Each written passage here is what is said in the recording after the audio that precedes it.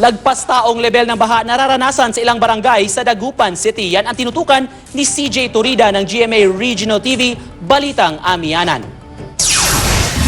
Dinala sa evacuation center ang ilang residente na apektado ng pagbaha sa ilang lugar sa Dagupan City. Pinaalis kami doon kasi malalim. Hindi kami dahil yung dito na tubig. Gumagamit ng balsa ang mga residente upang makatawid sa baha.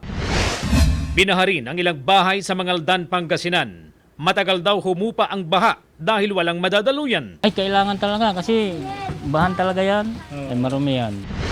Ayon sa Pangasinan PDRRMO, 40 barangay sa 5 bayan at isang syudad ang binaha dahil sa pananalasan ng habagat.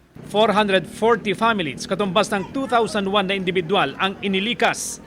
Sa monitoring ng PDRRMO, nasa below critical level ang mga river system sa Pangasinan, liban sa Marusay River sa Calasiao. Tuloy-tuloy ang ating pagmamonitor, lalong-lalo sa ating mga river system, dahil although konti na lang ulan at paminsan-minsan, ay yung mga rainwaters galing sa upland, lalong-lalo na yun sa Mount Anpucaw, na ito dadaloy pag bumababa ito, pupunta ng Sinukulan River, o kaya doon sa Kayanga Patalan. Mahigit 1,000 mangingisda sa syudad ng Talisay ang hindi nakapalaot dahil sa malalaking alon sa dagat na bunsod ng habagat. Nabigyan sila ng food packs. Ilang bahay rin ang nasira sa Sitio Litmon, Barangay Dumlog. Pilit na inayos ang ilan para makabalik ang mga apektadong residente. Tomorrow, I have instructed na karon nag-repacking na sila for all 1,300 fisher folks na matabangan o ginabang gikan sa gobyerno as far as kanang food subsidy is concerned. Naay mga balay na partially damaged o totally damaged, kana sila spesyalo na to financial assistance sila sa DSWD. Dahil sa malalaking alon, sinita ang mga naliligo sa dagat.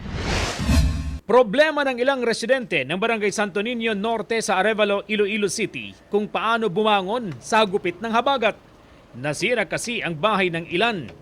Bukod sa tulong pinansyal, humihingi rin sila ng materyales upang makapagpatayo ulit ng bahay. Sa datos ng Iloilo City Social Welfare and Development Office, 462 na pamilya mula sa 13 barangay ang apektado ng habagat. Inilikas ang ilang apektadong residente. Pinoproseso na raw ng CSWD ang tulong pinansyal para sa mga apektadong pamilya. Base sa datos ng Regional Disaster Risk Reduction and Management Council, 350 na mga bahay ang partially damaged, habang 88 ang totally damaged. 612 na pamilya o katumbas ng 1,149 na mga individual ang apektado. Ako si CJ Torida para sa GMA Regional TV.